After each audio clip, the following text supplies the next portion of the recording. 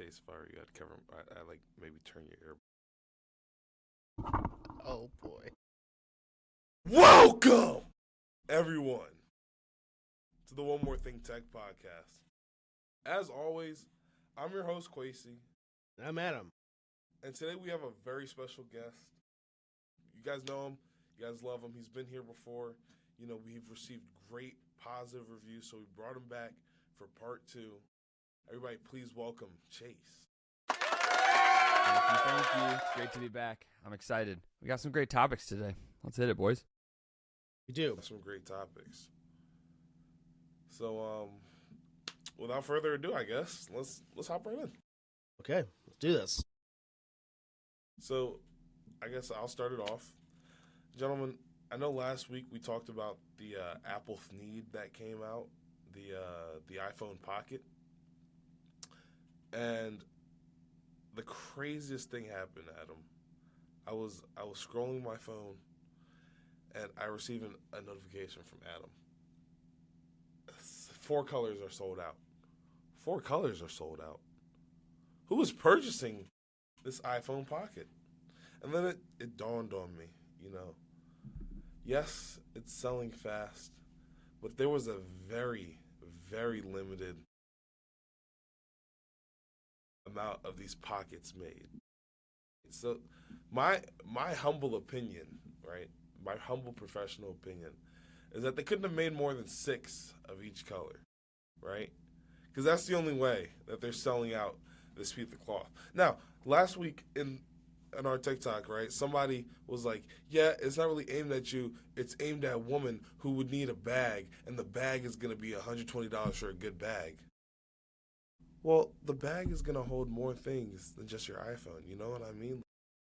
I couldn't wrap my head around the concept that this. Hold on, let me re-show you guys what I'm talking about in case you guys missed last week's episode. I learned something too about the Pocket from Apple that I did not know. So the short version has far more colors than the long version. I didn't know that. I didn't know that there was a short version versus a long version. Well, that's a price difference, basically. Chase, we haven't heard your official response with this iPhone Pocket. Are you one of those who ordered it and that's why it's sold out, or are you just not going to get one at all? All I have to say about the iPhone Pocket or any accessory like this is get a bigger pocket. Like, why do I need something to carry my phone around? Like, at this point, phones are getting too big or we're getting too crazy. And I think it's the second one. It's like, I don't need something to carry this over my shoulder. No, I did not buy the iPhone Pocket. But that's because my iPhone fits in my existing pocket that I own.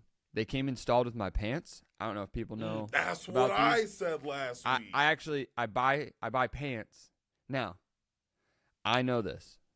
Hear me out. There's gonna be some ladies that are like, hey, not all of our pants have pockets. And sometimes we're out here trying to look nice and we don't, but this doesn't look nice.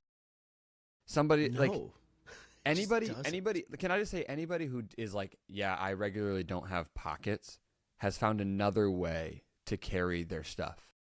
We got shoulder bags, we got sling bags, we have purses for those of us who need to wear those, right? Like, it's not a big deal. I can put my phone in something else. But I don't understand the point of having it in a sweater that I hang over myself. Also seems to me like if one is wearing this device, it would be super simple for any thief that has a hand to just pull it out of there. There's nothing secure in this besides the like turtleneck hug that it has, basically. That's all it has. Nothing else. Like, I don't understand. Like, is there a style in like the fashion industry that I'm missing out on? This is my questions. Like, when I see stuff like this, I'm like, is there like, am I from the wrong part of the United States that I just don't get it? Like, are they out there in California going, you know what we need more of? Sling bags for individual accessories. Are they out there wearing 4 or 5 bags at once? Just saying. There's somebody using this for the battery pack for the Vision Pro. It's another use case for money. Oh, I think so too. I mean, you could. There's so many different things you can get. Well, But I waste guess of if you money, bought a but Vision like Pro, better use case maybe than the iPhone. perhaps. Hear me out. Hear me out. At least Right? it's We already attached to the talked about the cord. battery life of the thing. It's attached to the cord. You got to have something to hold it. But you can just get like one of those. You know how back in the day you used to have the phone case that clipped to your belt loop. That was like $6. Stop. You can Stop. put the battery in there. For Nope, your you're Vision losing Pro. people. People are tuning out right now. They're like, the Okay, battery clip. Nobody's bought a Vision Pro that listens to us, to my knowledge. I could be wrong. 90% of our listeners could be Vision Pro users, and they could think that's the dumbest idea I've ever had. But like, Can you I buy just- a belt clip for the battery? This is a thing. that's exactly what I was planning on doing if I ever purchased a Vision Pro. Which And you I'm did the planning on actual- purchasing I- a Vision Pro. I want one too. As of right now, on Apple's website, the article that we pulled up from 9 to 5 says that they were almost out. As of right now, this morning, Almost. Well, it's I better out stop bashing it. I'll go completely. get it right now. They are just out of stock. So that means you're going to see these probably on eBay shortly for far more expensive than what you see on Apple's site because people can't get enough of this. And I'm with Kwesi. As much as I hate bashing products from Apple, I do not see a point in this, even the slightest. And I don't think they made a lot because they probably don't think they're going to make a lot of these and sell a lot, but they did. I mean, it's just like the strap. I just don't understand it. So in any case, it's sold out. Once again, if you did purchase this, I'm not trying to bash you. Please send us a photo of which one you got, the short or long of the color, in Discord or TikTok or YouTube, so we can see if this is just like a scam from Apple or if someone actually got them and they like them. There's some hobbyist somewhere that's so thrilled because they're gonna start like crocheting these things and selling them for $10 and making a killing. I wonder if anybody bought these for the dog. If I could, I searched iPhone Pocket on Google, and then I went to the shopping tab, and let me show you how everything is just a better option. Right, we have this Waterfield Designs Essential iPhone pouch for $79. Right, we have this Ozark Trail phone holder and storage bag for $17. This is what I'm really talking about. This fuel belt, the View iPhone Pocket, you need one of these. That's a better use of your money. Right, so I'm just saying, and it doesn't even look like these iPhone Pockets are going on the resale market. So maybe Bet you on eBay they're gonna be there. Guarantee it. don't mind me now. I'm going off on a thing here. You guys can go to the next topic. We've lost him Okay. for real. I, Next thing we know, he's gonna have 4 different ways to carry his iPhone ordered, ready. I'm gonna find something so cool that I just need it. He refuses to put it in his pants pocket anymore. That's so 2024. which state do you think this is going to be the most popular in? The Pocket. I Which think Chase state? already mentioned it. Yeah. I don't know about California. California just has a lot of people, so I don't know if it's like a density thing. But I think it'd be most popular nowhere. In terms of, it's got to be one per 100,000 people. You know, All I know is think- it's farther out west than any of us are. most Like, definitely. like there's a It's definitely not combination. There's a thing here. combination of like you got to get to a place that your attire isn't fully about function, right? Like they're not. And what I mean is like because my pants are about style and not function. Now I need the iPhone Pocket. Or I'm somewhere warm and I'm just not wearing as much clothes as the rest of us. Like I walk into work and I have 25 pockets built into what I'm doing because it's cold and it's winter. I don't need a sling over top of all that. I But think, maybe where it's 75 and sunny. or New York City. I mean, people in New York City are dumb enough for that. see, here's the thing. There's tourists in New York City, and there are people in the subway systems that you really question every single day. Who you telling? you So- go into the New York subway. So let's and just... you're either like just in awe of what you're seeing, or you're scared for your life, and there's no in between. So Yeah, I've been there exactly one time, and I can't even mention on this podcast what I've seen. It was that disturbing. And Was it in the subway system or was it in Times Yes. Square? both. There's two different spots, but I know there's this guy in Times Square that just kind Yeah. of stands. yeah, You know, that's he's- one of he's, them. Indecently exposed, but he doesn't get in trouble for it.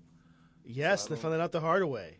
I went up to one of the horse cops and said, "Hey, this guy's like probably drunk and like doing stuff he shouldn't be doing."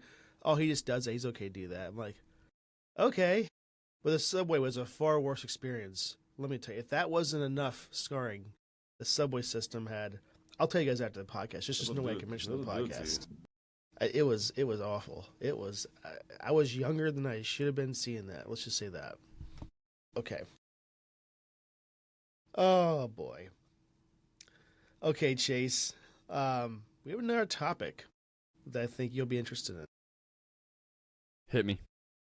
Well, it's your topic. It's mine. I thought this one was yours. Sorry. Look at me. I'm It's a- so professional. Guys, Wonderful. It's okay. guys, hear me out. Apple's in trouble again. Yes. Apple is out here fighting another lawsuit for things that who the heck knows why they get themselves in all this trouble. Now, it's all about this concept here, quote unquote, the patient monitor, right? Any device that has to be on 24/7 is monitoring a human being 24/7.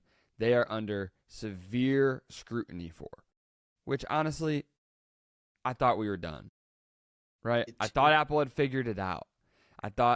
But I'm reading the article, right? And it sure sounds like a medical device that someone has a patent on, right? Like it sure sounds, and they're like, hey, and Apple's features are like making it obvious that they're using this kind of technology, right? So you're getting notifications because your heart rate got too high. Well, how do they do that? They're monitoring the patient in which the heart rate monitor is on. And it's like, come on, guys. Like, what are we doing here? So here's actually my question for y'all. Do we actually think Apple is stealing this stuff, or do we think people are independently just like creating their own technology? And it just happens to be that good technology is the same technology. I have an interesting take on it. So I used to just think that Apple themselves blatantly stole this concept. But doing a little more digging, I think what might have happened is something a little bit different. I think mostly what happened here is certain individuals took this concept from Massimo and used it for their Apple Watch, but not everybody knew that they were doing this. It was kind of under the radar. They want to take credit for a great product, a great feature, and this is what they did.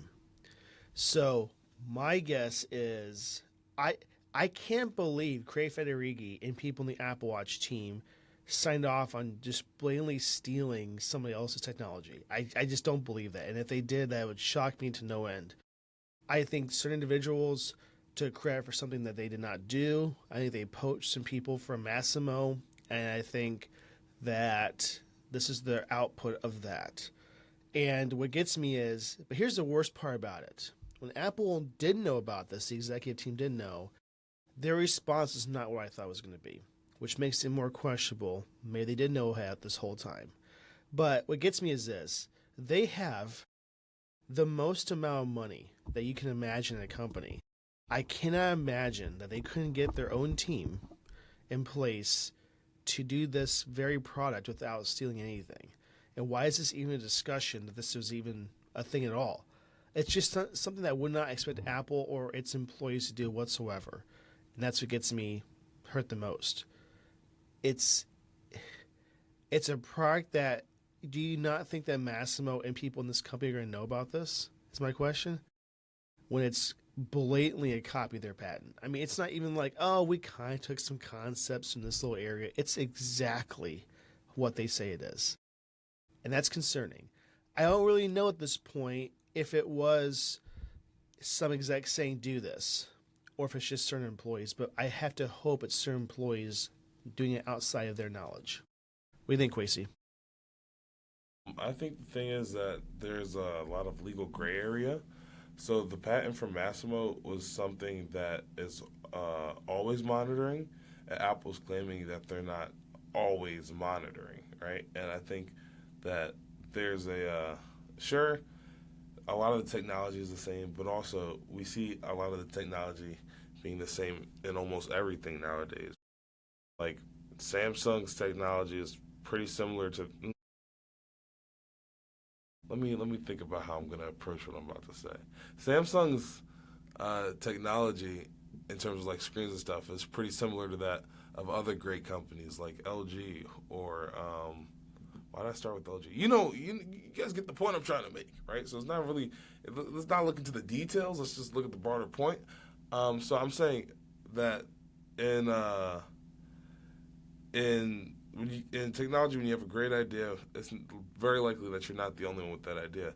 And also, I think that if I'm a company, right, and Apple does something even remotely close to my concept, I'm going to sue them anyway, right?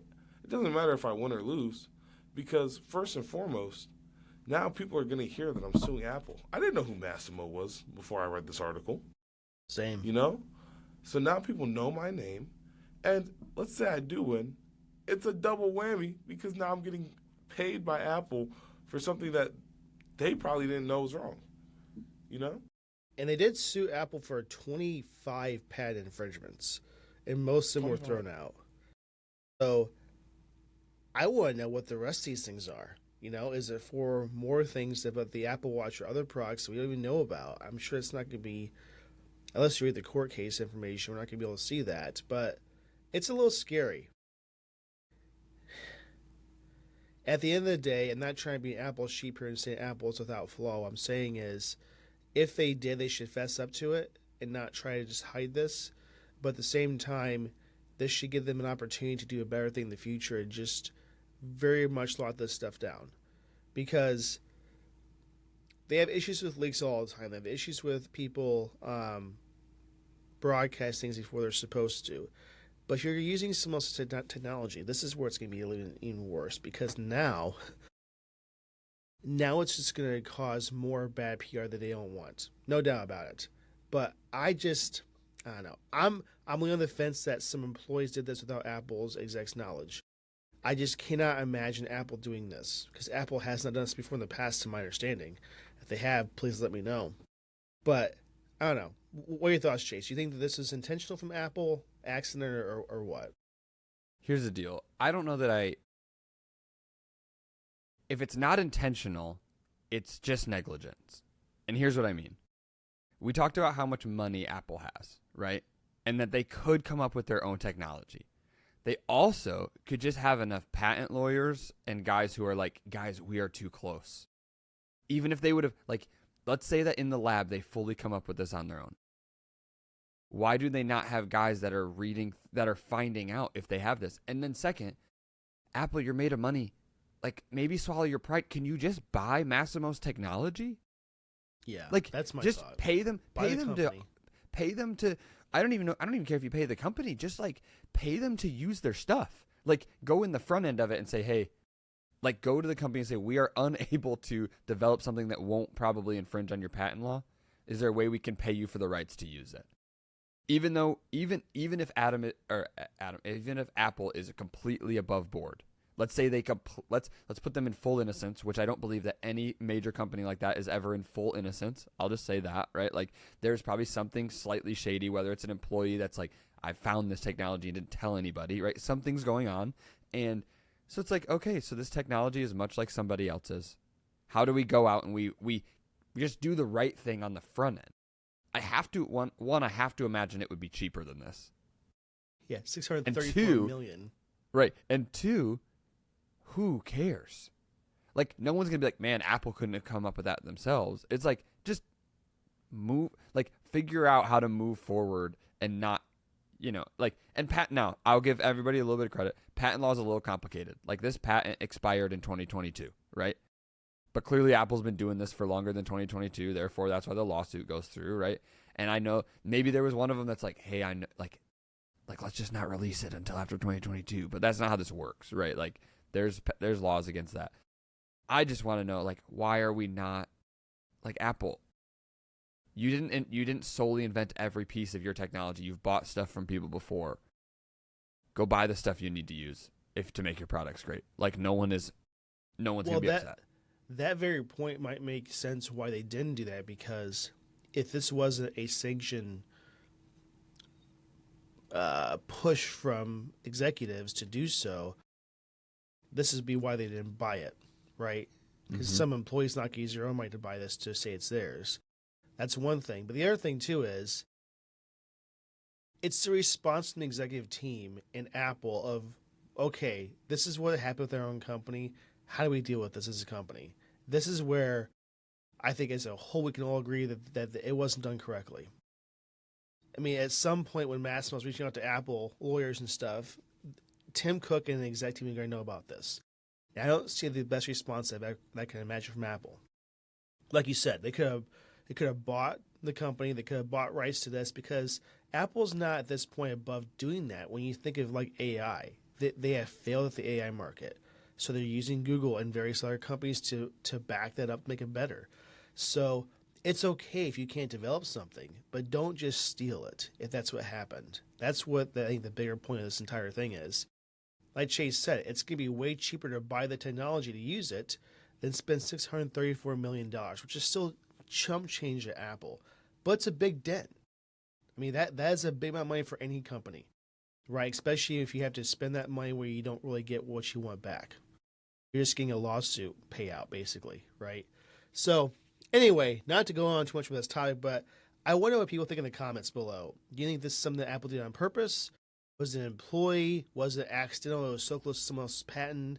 Or do you think this is just a big Massimo versus Apple, and I hate Apple, I must sue? Like, what do you think? I'm not trying to say anybody's wrong. I just want to know what you guys think. Okay?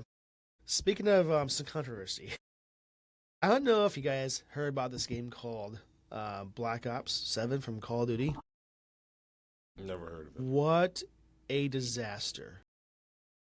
Before even the concept of this game came out, I think there's a big thing with Call of Duty where it's like a battle between them and Battlefield every single year.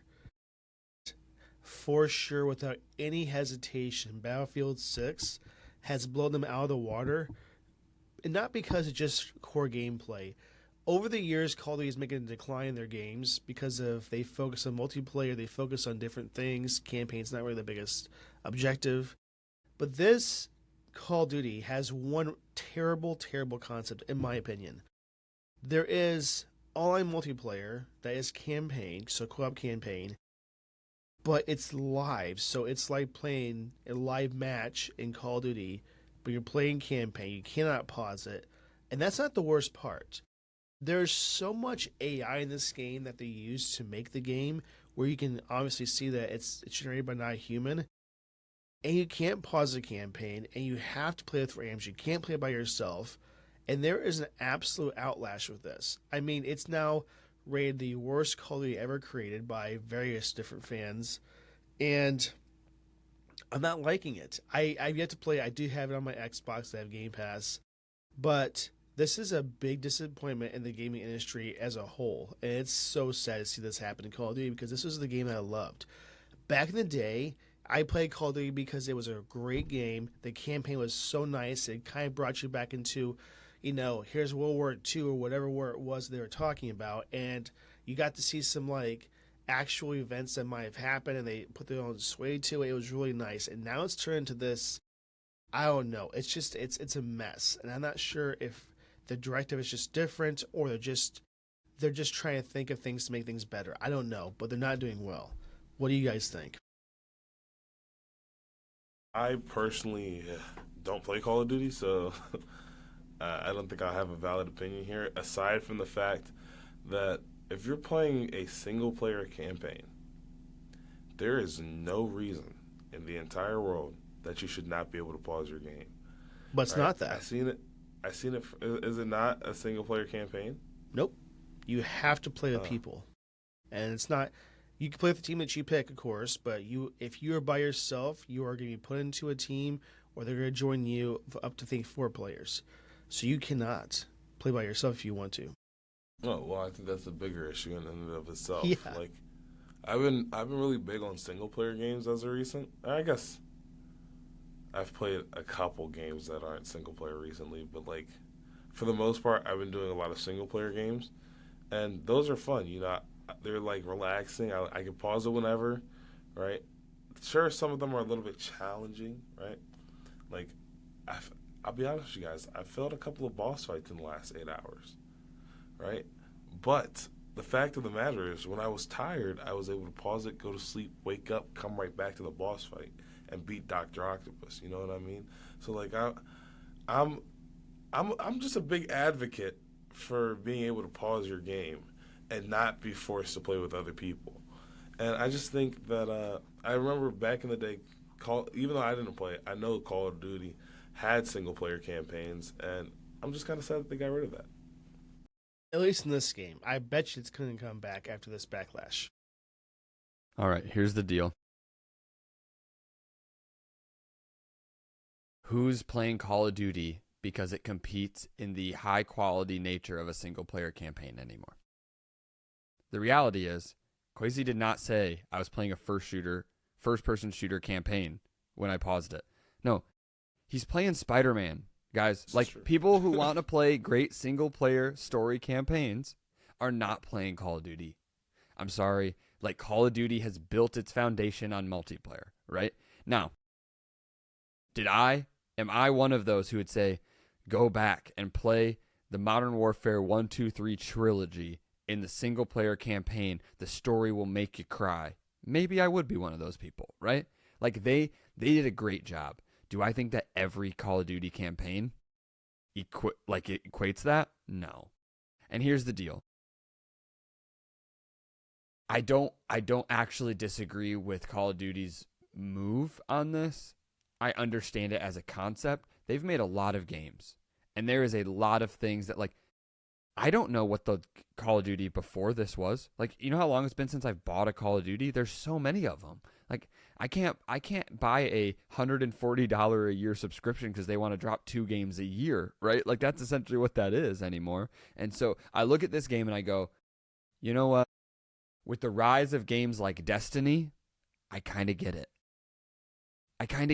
Right? Like, I get what they're trying to do.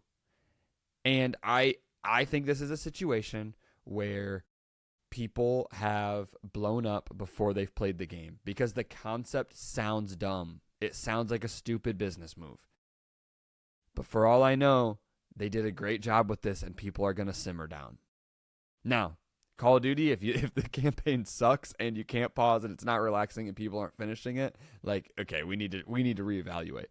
But I kind of get it in this whole, like, we're making games where it's this massively multiplayer online experience where the campaign actually looks a lot like missions that you go on with your buddies, and it's all online and the world never stops. I see what they're trying to do. Potentially very poorly executed, and maybe they shouldn't have fully gone away from the whole single player thing. But I don't know. I'm a fan of co-op stuff. Like, I'll just say that. And now, so I don't know that this is the right move. I don't know if it's the right move, but I can see why they would try this with the current landscape of video games. And come on, what's the last Call of Duty campaign you played through? I played through all of them. I haven't played through any. Which is the last one that you're like, that was a fantastic campaign? The last one? No. Their campaign's not fantastic, and the reason why is because they don't even try. It's almost like executives are saying, well, we still have to probably put this in here. Let's just do something. Throw some paint at the wall, see what sticks. But their absolute 100% focus is multiplayer. Any There's chance just no they doubt just about gave... Any chance this was actually a different move than we're seeing from behind the scenes, where they went, hey, the campaign team has sucked. We're just going to give campaign to the multiplayer team, and this is what they came up with? I just think they I don't know that's how it works. But took I'm a just like, gamble on something, and it didn't work out for them. I mean, we don't know that yet. We don't know that yet, right? Yeah, yes. Like, yeah, the game has not been out long enough to, like, for people to know. Yeah, I feel like maybe in like a couple months people are But see, here's the thing. Like, it's been out for days. campaign with Call of Duty, people that are going to play in the first week, which we're at that point right now. And it's not even that people aren't complaining that you can't just pause it. That's just one complaint, right? That there is. It's that the campaign is so vastly just weird. It's like, I mean, I hate saying this word, but they're really doing this thing where it's like they're focusing on really strange concepts. Like you have to be on LSD to even get this entire thing in your head to make sense. That's the issue. Like, you're talking about a flower kind of creature that consumes Michael Rourke, and he's turning into this big, like, very tall humanoid, like, robot plant verse kind of character, and you're fighting him. What in the hell is going on with this? Like, how much drugs are these people writing these campaigns have to be on to make this? That's the biggest part about it. Like, I have not seen or heard a single YouTuber or person on Reddit or anything saying the campaign is great. Not one. As a whole, the gaming community doesn't always agree on everything. And this is a time that everybody's agreeing on that. If it's that bad where the entire fan base and everybody with Call of Duty is saying this is terrible, that's what they're trying to say. It's not even written well. Now, the multiplayer I've heard is pretty good, right? That's still as it usually is, because they had to make that their biggest bang for their buck. But the campaign is such a disaster, but they're trying something. That's the thing. They're trying to see that this makes sense. Now, they're close. The co-op campaign, people love the idea. Bring that back, but don't make it always a live thing. Maybe you can do a co-op campaign with couch co-op. Also, things like this, right? The same console. Like, you could have done this a better way, but they didn't focus on that. I think they had, this is my thought. They made the game. They didn't have an idea about the campaign quite yet, but the multiplayer was still on track, ready to go, right? And they had 2.5 months to write the campaign and finish it and get it ready, because they just kind of forgot about it, which they usually do. So they used a bunch of AI and a bunch of strange concepts and threw it all together to see if it just worked. They tested it, it worked okay, they threw it out. That's probably what happened here. But let me talk about something about Call of Duty that I think is a bigger issue that we have not talked about and no one really talks about. There's one person at Activision Call of Duty that doesn't make any sense at all in their entire job, and that is the naming of Call of Duty. Why is there 7 or 8 Modern Warfare 1s, Modern Warfare 2s, or Black Ops? See, even Black Ops does like a number after it. That makes sense. But do not make 22.5 Modern Warfare 2s. That's getting ridiculous. So if I say I play Modern Warfare 2 to someone 10 years from now, they're going to say which one. There's 12. And I guarantee they're not talking about the best one. No. What's the best? So The first one. See, we without even hesitation. Come on, Modern Warfare. No, and I'm sorry, and I'll just tell everybody right now, Modern Warfare 2, the first time they did that, might be, it's a hard to beat Call of Duty all the way around. Am I here to tell you it's the best? I can't do that because I haven't played them all. But it's really, especially if you're letting campaign hold its weight, right? Like, it's really hard to beat. Okay, now I want to make one more point about this campaign. All right. I want to make one comparison to cut Activision just 2% of slack, right? Story making and story writing is really hard, and they've made a lot of games. And I'm going to draw one comparison. Right now, there is a movie franchise that is struggling in the same way, right? If anyone has seen this era of Marvel films, we would say they are not what they used to be, right? Like, we can probably agree they have had some fumbles. Now, is everyone bad?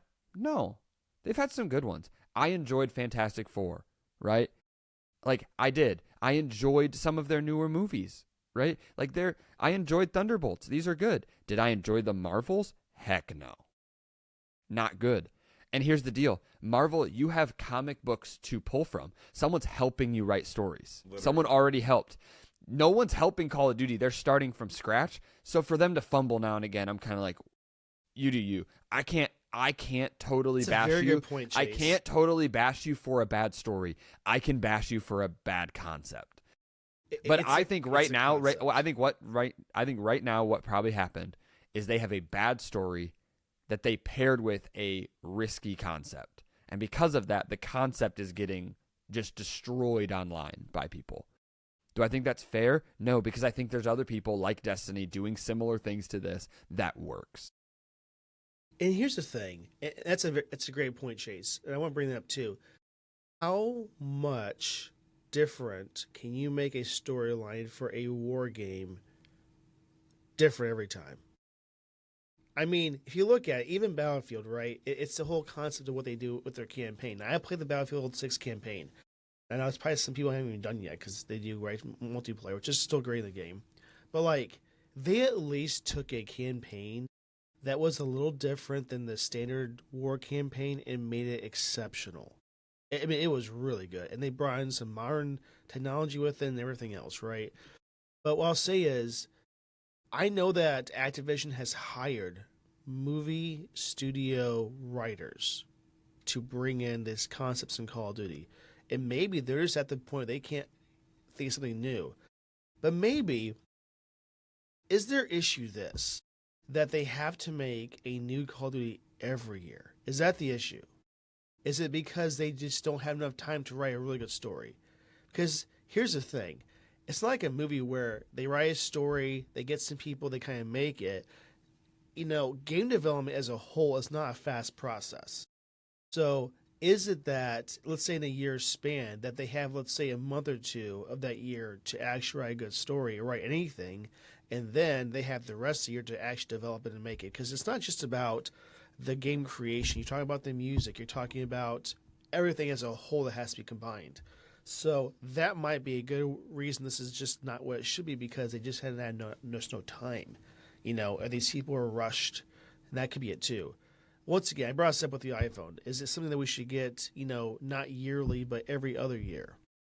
Like, that might be, is that worth that? They say, guess what? We'll take a step back. Let's wait a year and make something every 2-year release. Because does somebody have to have a brand new Call of Duty and Battlefield every year? No. I don't think anybody's complaining that they don't have one every year. Is it that they could keep playing their other game for the rest of that 2-year cycle and just see what they come out with in 2 years? Maybe that's the entire problem with this. It's just time. And they just had a bad time gap to write something good. Also, we can talk about quantity of games a little bit too. Like, we compare to Battlefield, Call of Duty's like out in front of them in number of games made, right? So it's like, yes, like, yeah, like you just said Battlefield 6. Now, they are not numbering in order. They're not only 6 games, right? Like, that's not how it works. But like, we're at Black Ops 7. Like, Call of Duty is well into the 20s in games they've made. Yeah. Right? Battlefield hasn't hit 20 yet. I'm not quite sure they've hit 15 because, I mean, I was just trying to look up lists, and it's hard to navigate it a little bit because there's, like, some smaller versions of games. Like are you just counting mainline games, or are you count whatever, right? But it's like, man, like, you can't compare Call of Duty. Like, they can't hit a home run every time. Halo didn't hit a home run every time, and Halo made, like, 7 games. Yeah. Yeah, that's true. So, but again, if you're one of the biggest names in video game franchises, which is Call of Duty, and at some point, like, you're big and you're not allowed to fumble like this. So yeah. Now, I have to imagine that their feedback from this game is going to make the next game even better. I have to hope. Okay. Let's go to the next topic, because Call of Duty's gotten too much for a time, and we're not even a sponsor. So, let's talk about something that's great. Kwesi. Oh, you muted, Kwesi. Still muted.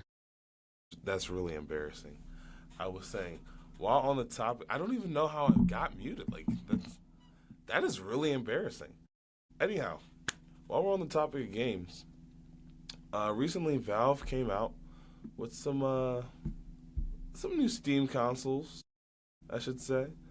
There's a new Steam, the big one obviously is the new Steam machine, right?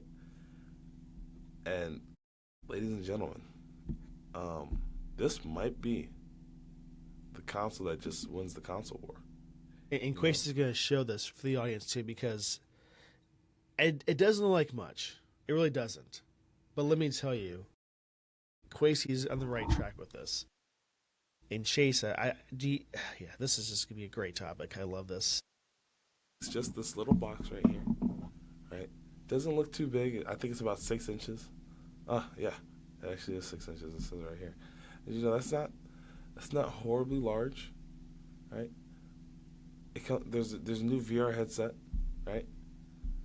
And when you put the two together, ladies and gentlemen, the gaming experience that you might have could be legendary. If this is executed properly, this is the end of consoles as we know them. Because keep in you have to mind, understand. Go ahead. keep in mind, the VR headset they also released is also independent, so it can pair with this, but you don't have to pair it with this if you don't want to. That's also just a great thing. I love that a lot. You have to understand, ladies and gentlemen, the reason I have a PS5 right now is because I went to play Spider-Man. But if this had come out 3 days before I got a PS5, there's no reason I wouldn't have purchased this. You know?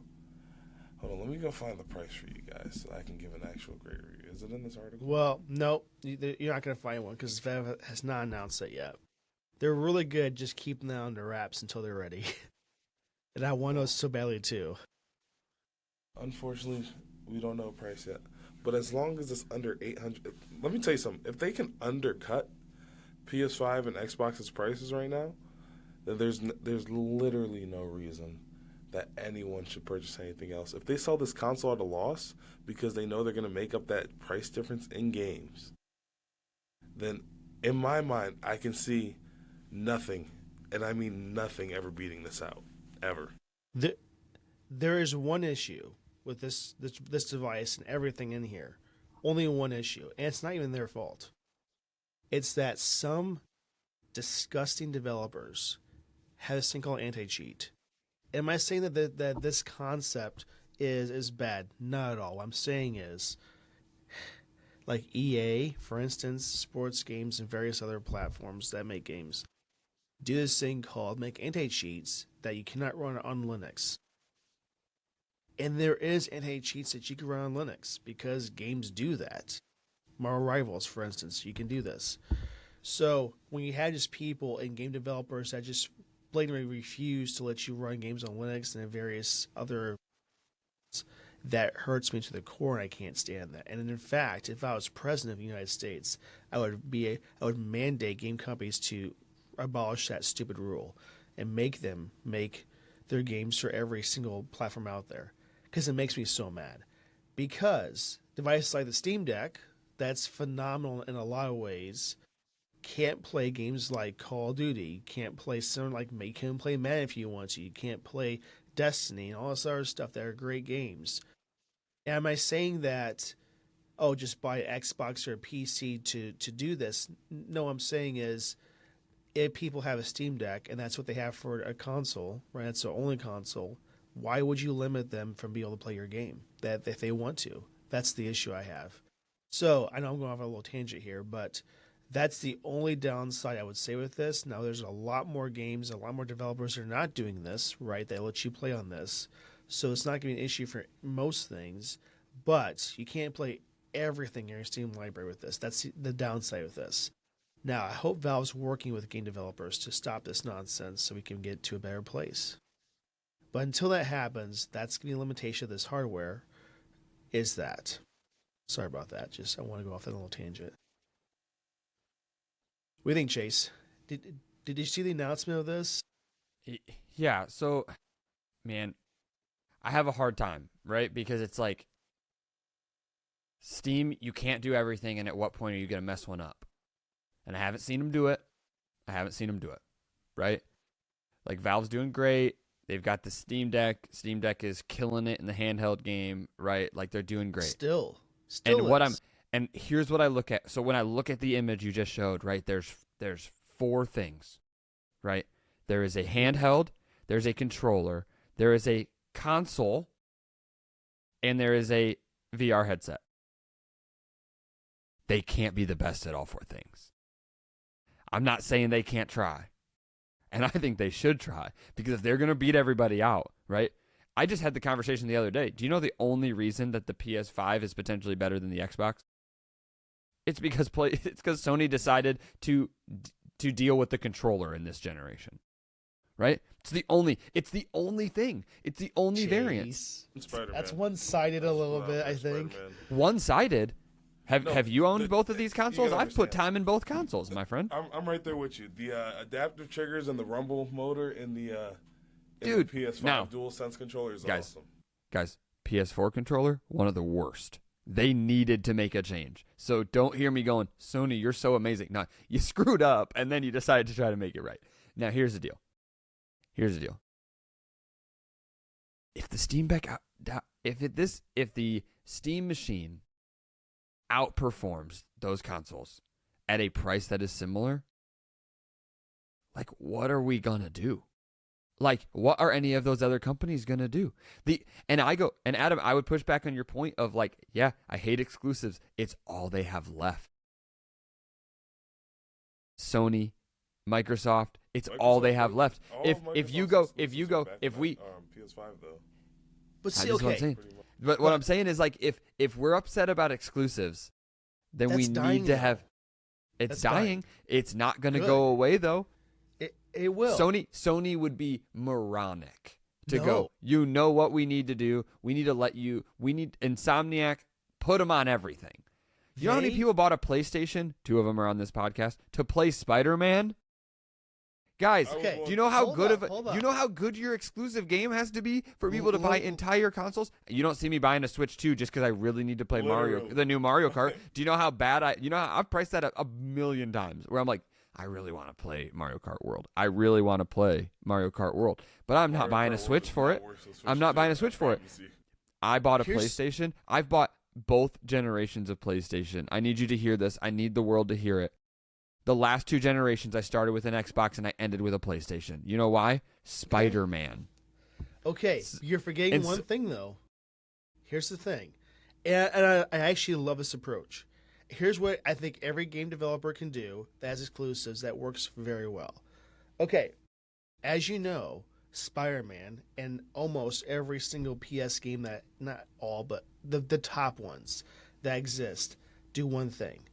It's on PlayStation exclusively, right, for a time being, and then it goes to PC on Steam. Now, what a great concept, because now guess what? You're not saying, hey, PC gamers, you must buy a console that I'm going to lose money on so you can buy our games. They're not doing that. They're saying later on, which it could be, 2-3 months on the road, now it's going to be on PC. That I'm okay with. It's not Okay, because now you have your... It's like 2 or 3 years. Okay. Even it's years. But even still, I can still play your game and not have to buy your console. Am I saying I hate the PS5? Not at all. Okay, what I am saying, though, is it's a good chunk of change to be able to play Spider-Man. Right now have to... the Xbox at the moment. Okay. What I'm saying is, if I have no PS5, I gotta buy now your PS5, right? Plus, then Spider-Man, and then PS Plus, just to play your You game. don't have to buy PS Plus to... Actually, if you buy PS Plus, you get to play Spider-Man for free. And also... okay. I just think but you don't that play it online, even if- right? Is it online only, or is it... It's a single player. Single player only? It's like Okay. What I'm saying, though, is, like... online. Do you see that concept, though? Like, how arrogant is a company going to be saying, you had to buy our console, that we're going to lose money on? Well, now that the so you PC can marketplace owns a console, more arrogant. Because PC players weren't buying consoles, and everybody knew that. But now, That's true. Now the PC marketplace is a console, because Steam needs to be in there, and now the console guys might go, sorry, Steam, like we can't afford to give you our stuff, because now you're just competing with, like, they're directly competing. Now, here's my other question. We could go down this rabbit hole forever. Is the Steam machine am I going to be able to stream all of my streaming platform? Is it also going to be my multimedia device? Because how often are you booting up your PlayStation to watch Netflix? Well, To watch if TV? you want a good comparison, here's a comparison. It's not the right choice. Don't hear me say that everyone should be buying PlayStation Xboxes for multimedia purposes. But people are But using some them for people that. do. A lot do, actually.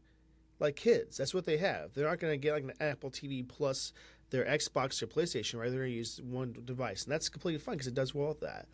But if you want a comparison to what this is going to be like, look at the Steam Deck, which I have a lot of experience with. And what I'll say is, one thing that I think that the Steam Deck destroys every other handheld in its entire category, it's because it runs not Windows. It runs Steam, which is a dang near flawless experience. Is it without flaw? No. I'll say this much, though. Like, the Windows bloatware on this and the background processes and all this other crap that you don't really want to see in a OS is not in this. So when you see like other competitors do, better specs and all this other stuff, like the ROG Ally, they're good, but they still run Windows, which is still until they make that OS so good for gaming, it's not going to be the catch-all. And you can run SteamOS on other devices, which is great. So with that comparison, if you have a Steam machine that's also a PC, right, you can fully run, I think it's Arch, or it's going to be something like that. It's a Linux-based OS. When you have that, plus it runs games just fantastic. This interface, to this day, no one's going to say that SteamOS interface is trash. It is so well made. It's so well thought out. They did a lot of work and it paid off well for them. And that's the thing. I think, and Valve has done this. They are so bold. I mean, in what they do. They don't look at what the industry says to do. They don't look at what people give for feedback. They do their own thing, and they do an immense amount of research. Like Gabe Newell's concept of doing stuff works well for them, and it shows. Did they have to make a console? Not even the slightest. But here's the reason for it. It's because now, if I had a Steam Deck, right, and if I have a PC, yes, I can play my games on Steam. But this dedicated device to showcase what they can do as the OS experience with playing games is going to make it nice, and that's going to encourage developers, hopefully, to make games compatible for more of this OS and Linux as a whole. That's the bigger concept of this entire thing. It's not to get you to buy more Steam games. It's not that at all, because here's what you can do with this. You can also install other games from other platforms. What a great concept. So, like, when you have that in place, it's a very bold move, but if it's at the right price point, that's a great push in the industry. They're not going to sell this because they want to make money. They're going to make it sell at a loss, like the Steam Deck. It's about changing the industry of gaming in a way that makes sense. Because right now, it's market capped at Windows, would you say? I mean, for the non-console experience. It's Windows. Every developer wants you to use Windows because that's what they are. But this is going to change things, and Steam Deck has changed things, and it definitely has in a great way. I mean, before the Steam Deck, you saw what? Nintendo in the handheld market, and then you had Sony. But Steam Deck pushed it to a whole new level, and now look what it's doing. I didn't think there's going to be 9 different options for handhelds that are very powerful devices. Not in a million years. And now that's where it's shifting. So when you see this concept of what they're doing, it's not just a console, it's the OS that goes with it, and the whole great polished experience. So, like, that's what I like about Valve a lot. And am I saying they're the best at things? That's not what I'm saying at all. I'm saying is they're trying to change the whole industry that is for the gamers, I think. That's just my guess from what I see what they do. What do you guys think about that? I think they're making good moves. Like I said, like I look at that, I look at the article, right, and I go, okay, like there's a possibility they put out a great VR headset and a great controller and a great new Steam Deck and a great Steam machine, and we're all like, thank you, Valve. Right? Like there's some grasping at straws to be upset about this. And until we have a price, I really don't think there's going to be any leg to stand on. Like, great job. Honestly, like it's like, thank you. Like, do the thing. There's nothing wrong with what you're trying to do here. I actually think you're making great moves. When they put it out for $1,400, then we can complain about it, but they're not going to do that, right? Like, it's not going to be that. So competition is good. Competition is good. I'm curious to see what the Sonys and the Microsoft do in response to this, because this is a threat to them, as it always is, right? Nintendo's really the only one living out here in their own land where, like, they are the only ones kind of doing what they're doing. Like Nintendo... Right. Speaking of exclusives, like, here we are at Nintendo, right? But again... You can't play any Mario games, but... Right, like... But also, Nintendo has just been that. and that just is what that is. Like we're not, Yeah, we're But it's not also trying to bold. game. You're buying a Switch. absolutely. But see, I appreciate it with what they're doing. It's bold, right? Mm-hmm. They're saying, you don't play any Mario Kart? Well, here's Switch 2. Do it. Now, Mm-hmm. is that a little cocky? Yes. But it worked for him. It I did. wish it was more powerful. Not Doesn't- the but Switch. doesn't have The to Switch be. knows they're your second console. They know. Nintendo knows. They're like Doesn't have to everyone who has a Switch probably has a PC or a PlayStation or an Xbox sitting around. Like they know they are console number 2. They are the party console. Like they are the upgrade to buying Jackbox games anymore, right? Like that's what's happening. They are the premier party games, and that's it. And they're doing a great job at that, right? Like that's what they are. They're their niche, and they're not trying to compete with the Steam Deck.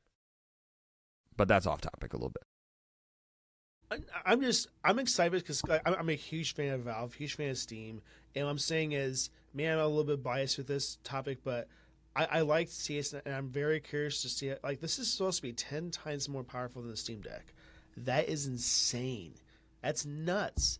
Because the Steam Deck plays just about my whole Steam catalog, besides the AAA title games that refuse to let you use the Steam Deck. But in any case, like, you look at specs, it's pretty close to like an Xbox and a PS5 minus the GPU, right? So it's just nice to see what they're doing with things. And this I wish they just would have set the price. People are just going nuts over this. And here, let's end the podcast, and then we'll move on to the next topic. What price do we all think is going to be for the Steam Machine? Chase, you're first. Just a guess. $750. Kwesi? Well, I'll do lower. I'll go 650. I'm going to say $599. I think I win this. And we'll see. And this is not competition. I'm just curious what you guys think. No, it's always 'Cause a competition. Okay. There's no Okay. such The thing. VR, the Steam frame, the VR headset. How much you think, Chase? Man, I haven't. They're gonna. Man, that one's more difficult for me. I'll I tell bet you what they're the gonna last one was. $1,000. The last what was? They had a VR AR headset before that was like tied to a You PC. think it's $1,000? Man, No, I bet that's this what the one's last cheap. I one bet was. it's cheaper. I bet it's cheaper than the Steam Machine, and I'm going 600 on that one. I think they're dropping it. They're trying to get competitive. How much does an Crazy. Oculus cost? $599, I think. MetaQuest 3. It's the Oculus is $499. It looks like. $499. So you know what? I'll go around $550.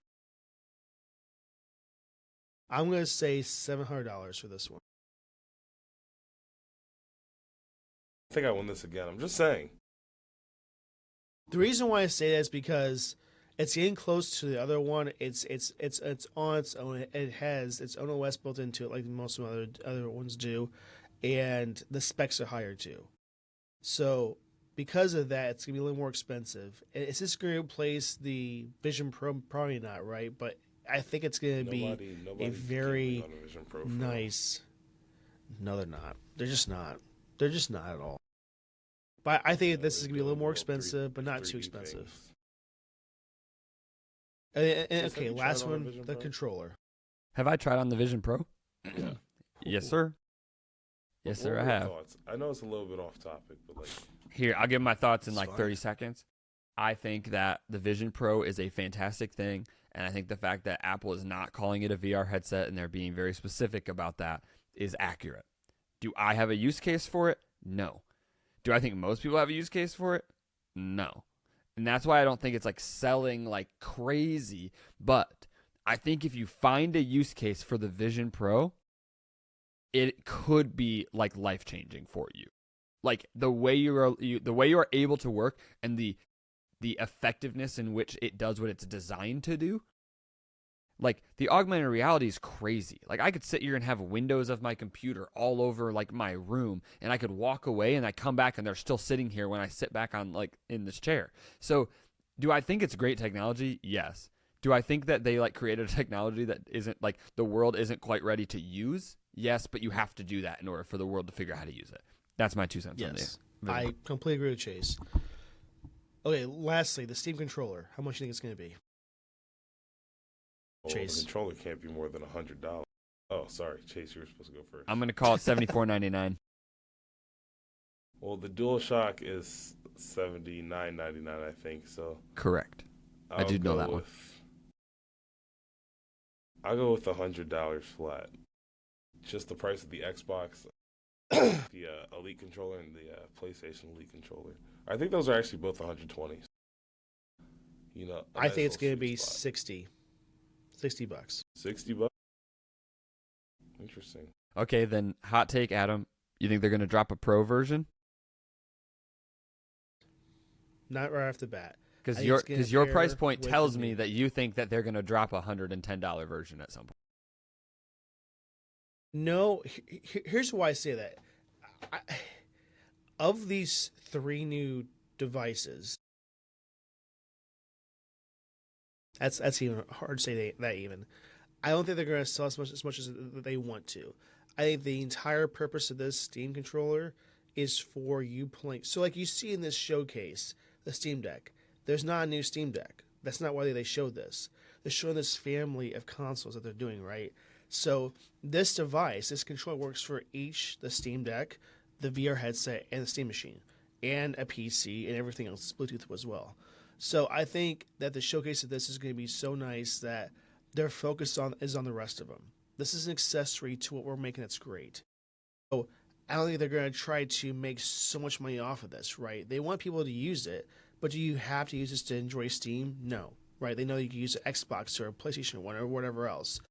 It's basically they're taking the Steam Deck, cutting off of the screen, they're using that. That's basically what it is.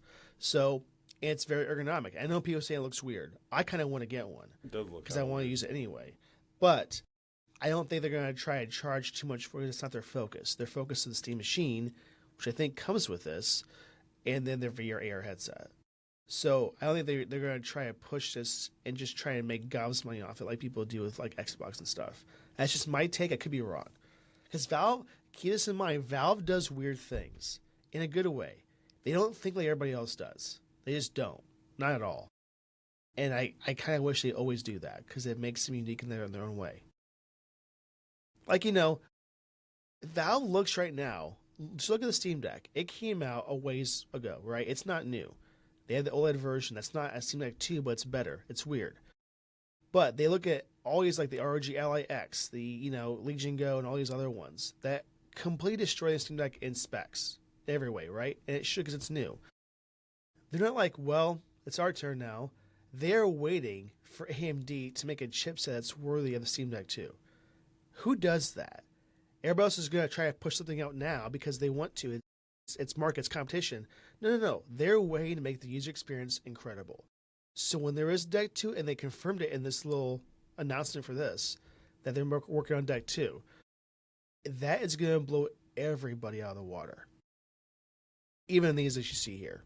Hands down. I guarantee you. Guarantee it. So, all to say that the controller is going to be, I think, around $60. That's my guess. Okay. Whew. That's a lot. Sorry, guys. That was a big topic. It was three announcements, basically. Okay. Hey, well, that's great. But let's move on to something that... You ready to move? Yeah, absolutely. Or you got more to say? Because No, I'll keep us rolling. Yeah, go ahead. I think... All right. Next one's... I don't even know who's supposed to do the next one now. Let's just pick. I thought it was me. Go ahead, Chase.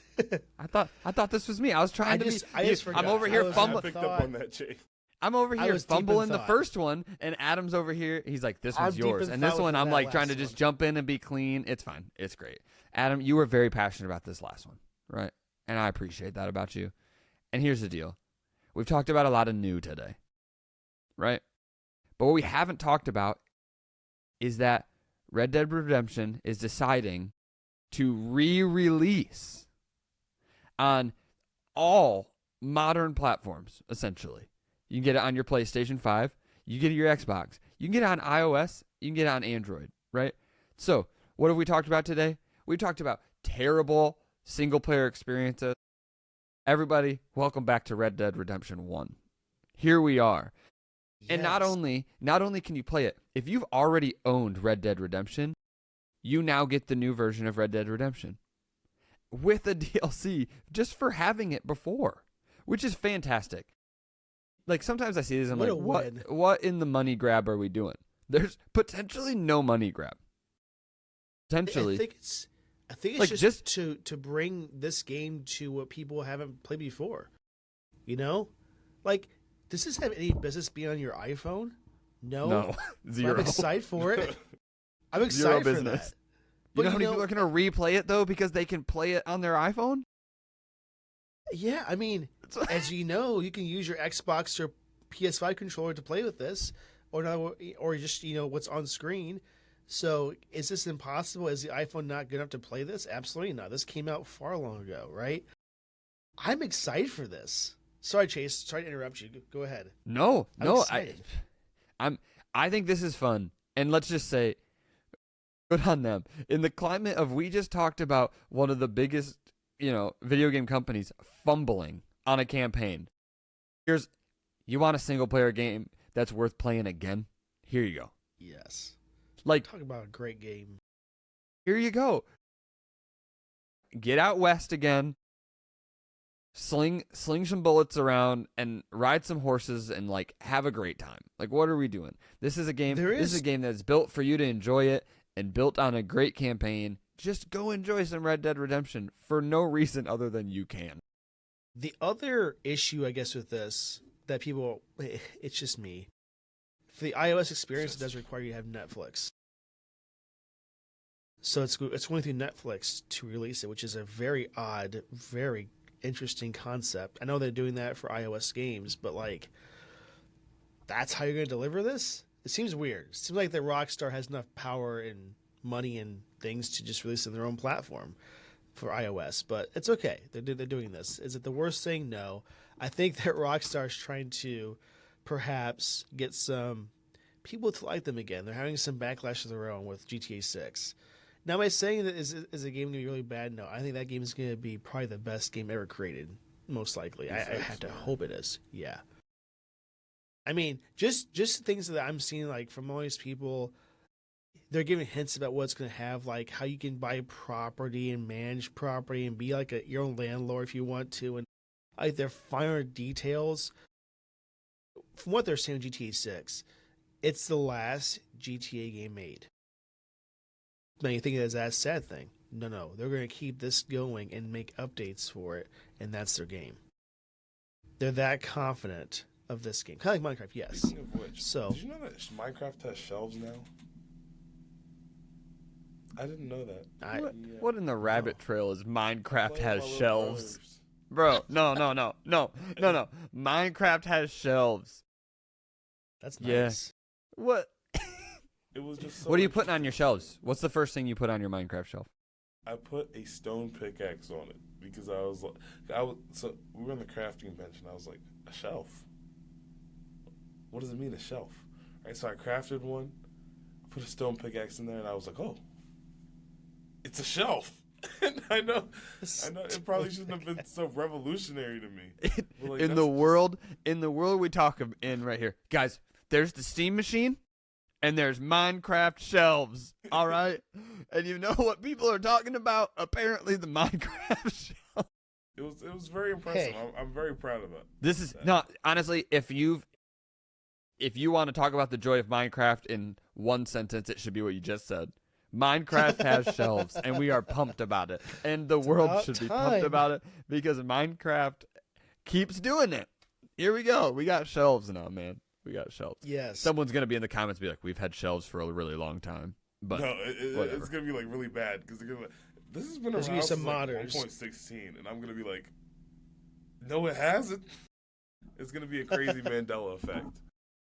Anyway, speaking of cooperative games, we were talking about how the Switch 2 is the main console for cooperative games, the main party game console.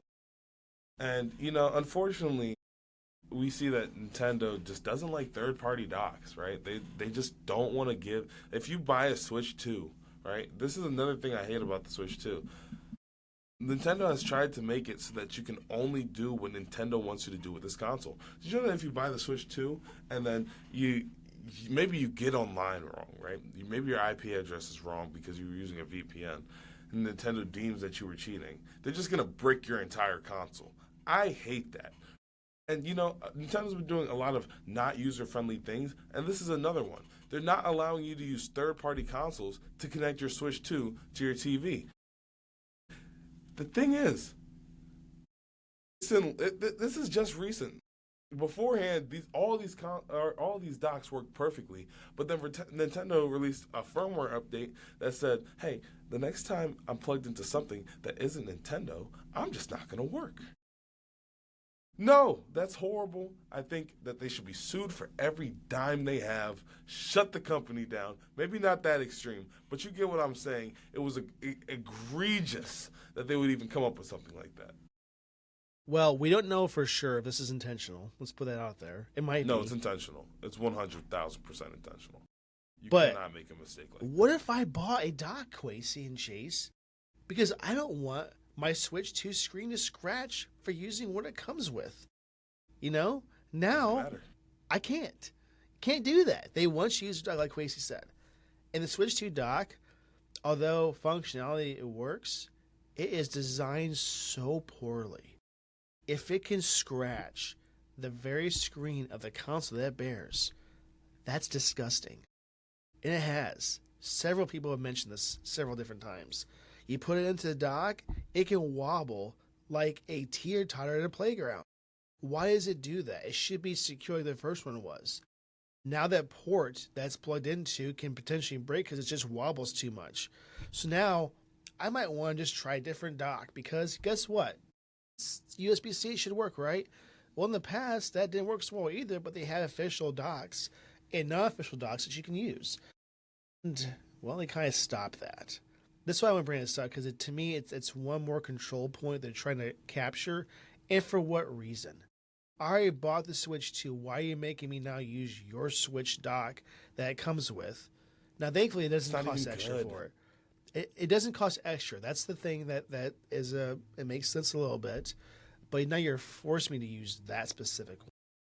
At what point are you going to say I can't use a Sony TV because it's a competition? You know, like what point does it stop? Is my question. So like this makes me a little bit upset, and Kwesi obviously is upset about this. What are your thoughts, Chase? Is it stopping anyone from buying a Switch 2? Is it stopping anybody? Me. Kwesi, you weren't buying one. You weren't buying one. We just talked. No, I have you. Rewind the tapes. We just talked about how it ain't worth it. It's on this episode. Kwesi wasn't buying one. Not for himself. Not for myself. Not for you. No. Not for you. No. Right? People who are buying a Switch 2 don't care about this. Nintendo, do whatever you want. I guess we're the wrong people, I think. Like the people that want a Steam Deck are going to complain about the fact that the Switch 2 wobbles. The kids that want to play Mario Party don't care.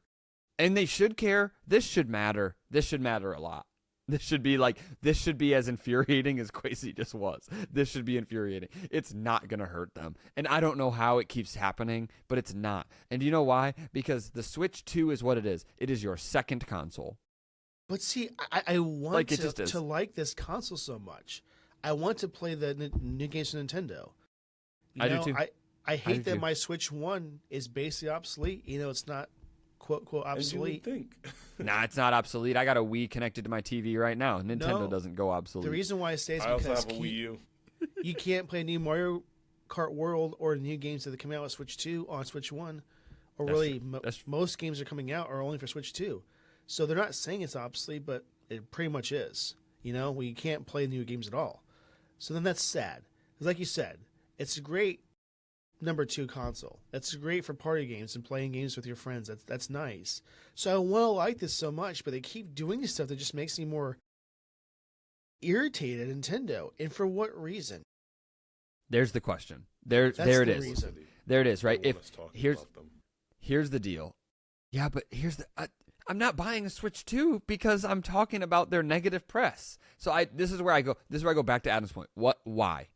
Why does it matter? And so it's like, okay, let's talk about the options, right? Let's say this is a total mistake and we have a firmware update, which I don't believe it is. And they're just like, then it's just going to get fixed. And then, sure, maybe it was like a attention grabber, right? And now we're talking about it, and then a month they're going to fix it. But I don't think that's true, because I don't think Nintendo really cares what we're thinking, because they keep doing stuff that proves they don't really care what we're thinking, because they know that who's going to buy a Nintendo Switch 2 is going to buy a Switch 2, and that's fine. But And they're still selling like crazy. as a Nintendo fan, I would just say my 2 cents and my piece, which is Nintendo, just be nice to us for 2 seconds. Just choose to make this nice for us for 2 seconds. Like, just decide to make something that doesn't have controversy, because it sure feels like we're choosing to have all the controversy that we're having, and I don't understand that. Like, stop choosing to give us things to be like, this is why we don't like Nintendo right now. Like, Nintendo, you're not that bulletproof. You feel bulletproof. You're not that bulletproof. Some point you're going to go too far, and I don't know why you're doing any of it, and I'm kind of bummed that I have to keep asking Nintendo, why are you asking us to defend you? And maybe they don't care, right? Maybe they don't care. But I'm like, at some point, you got to stop asking us all to defend you, because it's getting really difficult. No. Well, yeah, and just when I try to convince myself to get a Switch 2, because I know there's games I have and I want to play that coming out, but then you just see they just throw out something else. You're like, are you just testing me to see what's going to make me stop completely? Because like, I'm still on the edge. I still kind of want to get this, but I also can't stand on the whole, like, and Kwesi he was more mad than I can imagine about the whole cartridge thing. How you don't have the game in the cartridge Yeah, that anymore, was so it's nonsense, pointless. Too. Don't get me started. This console's horrible. No, don't. All I'm trying to say is, they made a lot of bad choices. Is it a risk? Yes. Is it bold? Yes. I think that they're going to learn from this, and they're going to make the next one a little better, right? Because, well, they have to. You can only go up from here. They're really just making it harder to even consider them anymore, because they're just making weird choices. You know what? I don't know why. They're making weird choices, but Nintendo, if you aren't the best social experiment on how powerful great independent games are and exclusive games are, then I don't know what it is. Because you are making such choices that are terrible, but so many of us want to play Mario so bad that we're like, we'll buy a Switch 2. And so I don't know how you replicate this, Microsoft and Sony, but to compete with the Steam machine, this is why I don't think exclusive games are going away, because Nintendo is the best social experiment of exclusive games I've ever seen, because they put out a new console and they keep making decisions that says, you know who we don't care about? Anybody else. And you know who's going to keep buying this? Everybody else. And you know why? Because Mario is freaking cool. They're really good at that. And we can't play it anywhere else. Right. So they've actually held on to exclusives so tight that they feel like a bulletproof company. And it's all fun and games till Mario becomes public domain. When Mario becomes public domain, it's over for them. I promise. Nah, no, I think true. Mickey Mouse becomes public domain next year. Yeah, not that has to do with anything. That's for sure it. That's gonna get uncomfortable for everybody. Is all I'm saying. Okay, let's go to the next topic, guys. This is just so pet, and I know we're going over, and I don't care. This is just a great episode, and I love this discussion. Okay, this one won't go. This is gonna be a fast topic. If you guys do not know, Warner Brothers is up for sale by themselves. And we're seeing a whole bunch of people that want to buy them. So and I don't know why, because they're not doing the worst of what they do. They know they can do better, and they're just giving it up. I don't know exactly. But they're up for sale, and we see places like Paramount, Netflix, and Comcast preparing their bids. So now Warner Brothers also owns Discovery, just so you guys know, which I think is a great, great network. And I'm just curious, and that also includes HBO, by the way, too. HBO Max content, which is really good content, too. So, my question is, for you guys, if you had to guess, who is going to have the highest bid and successfully purchase Warner Brothers and Discovery and HBO, who do you think it's going to be?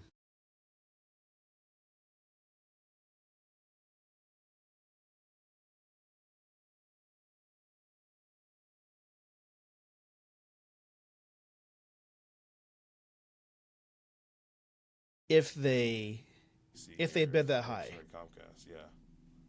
If they bid that high. I just don't see why they wouldn't. You know, it's just this is a win-win for them. They'd be acquiring a lot of IPs, like for example, Superman, Batman, two of the most popular superheroes ever from Warner Bros. And then they also get the rights to LeBron James's Space Jam, in addition to Michael Jordan's Space Jam. Like there's Game just of so Thrones much IP that Warner Bros has that would make sense anywhere else. To be quite honest with you.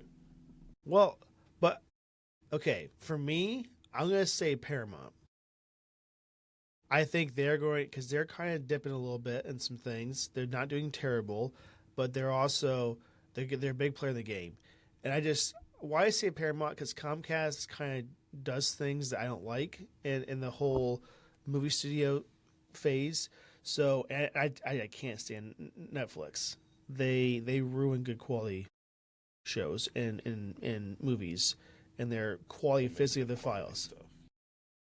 Name 10 things right now that they make really good. Hey, so that's an unpatched method in which it wipes people's memories when you say name a time or name a thing. So I just can't help you at the moment. But I know. Okay, all I'm saying is 10 good things. Oh, my word. Kwesi's acting like he's a computer. You need to write new code for him to get to answer your question.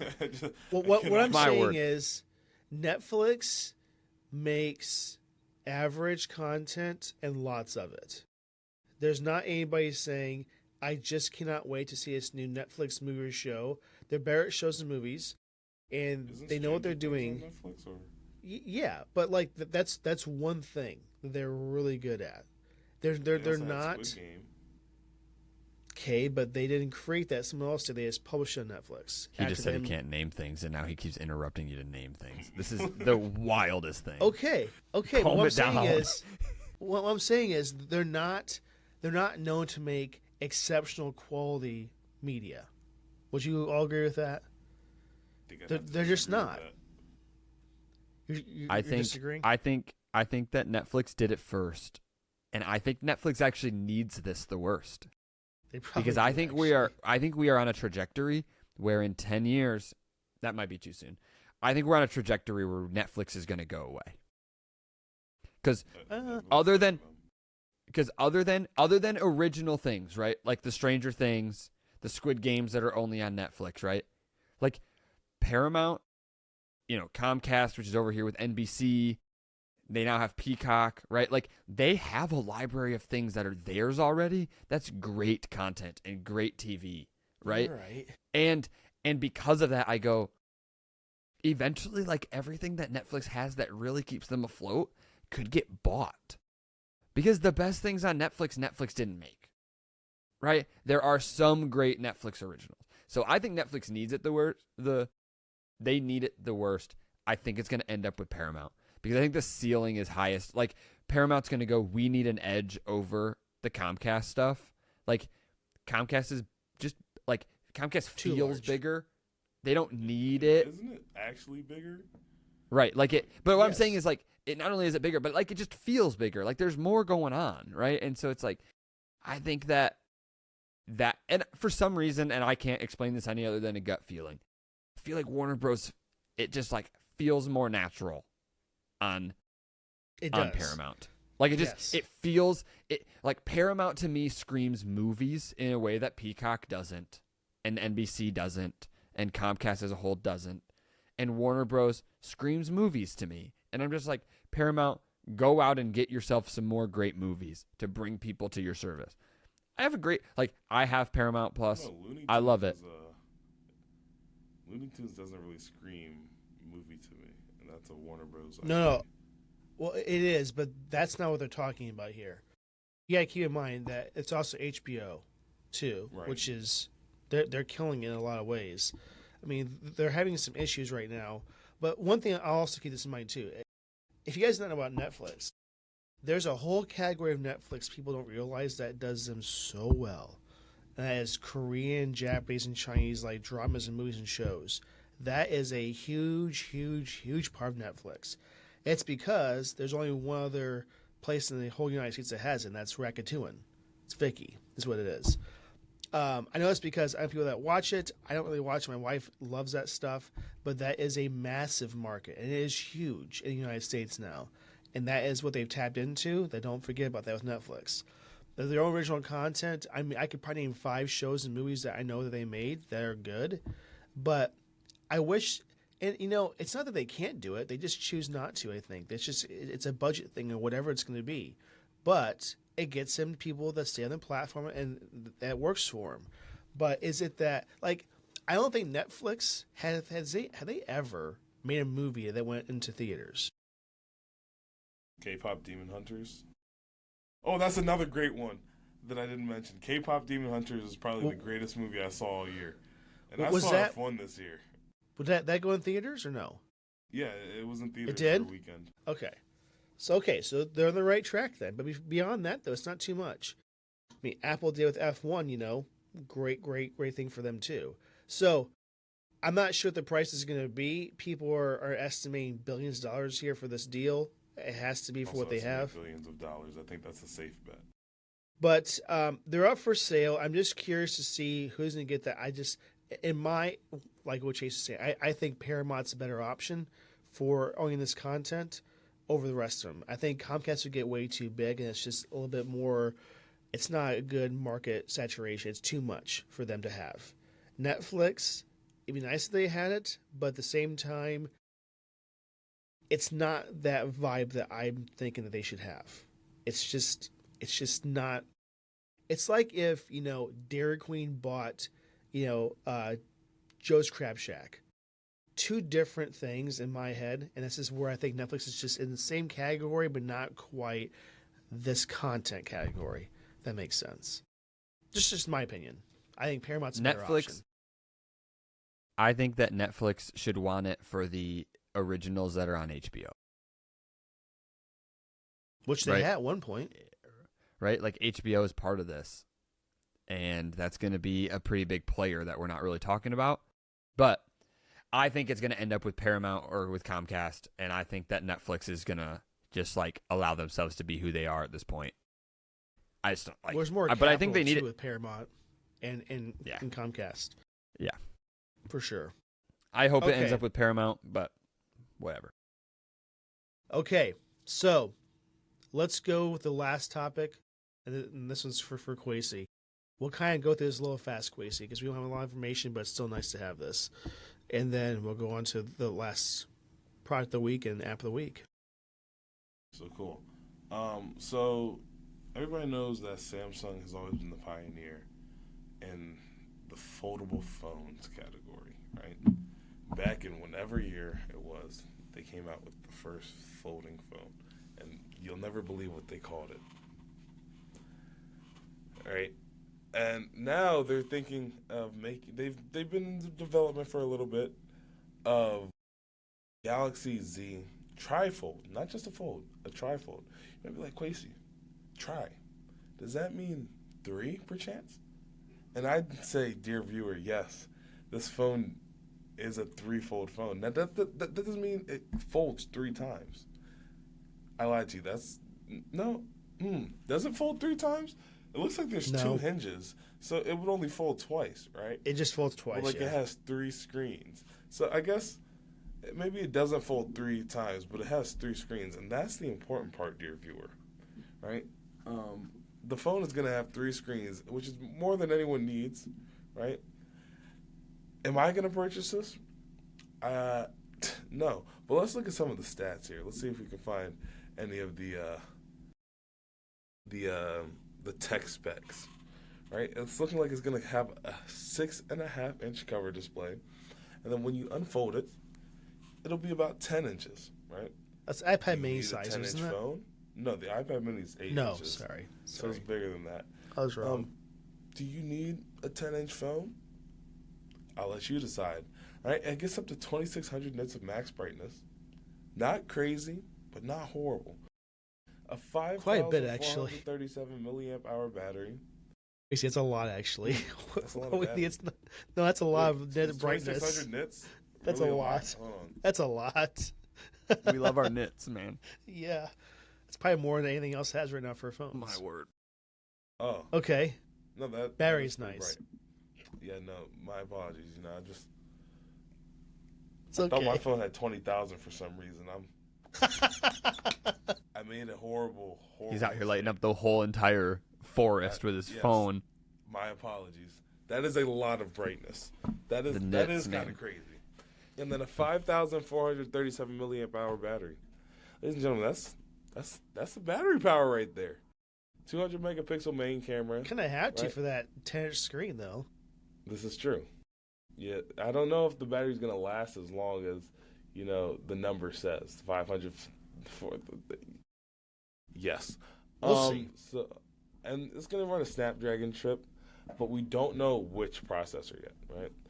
And those are the most important facts. Whoa, hold aside up, from the fact that it folds. The camera. Yeah, I Forget said about the 200 camera. megapixel Oh, main camera, and we don't know much about that. It really either. doesn't matter how many megapixels. I could have a 1,000 megapixel camera, and if my sensor isn't big enough to really take in the light and take in all the information, then it's going to be useless, right? So, let's see what they have. Chase, I see you shaking your head. Go ahead, Chase. And I have a funny thing to discuss before Chase says anything. I just feel really bad. I mean, really bad for the case manufacturers for this phone. That's gonna be hard to make. That's all I'm saying. Is it gonna be easy? Not at all. Like, how do you protect all that, all the screens, all the folds? I don't know. That's all I'm saying. That's a challenging feat for any fold, not just this one. Any fold. Go ahead, Chase. I know you have some things to say here. Samsung and Kwesi are doing the same things.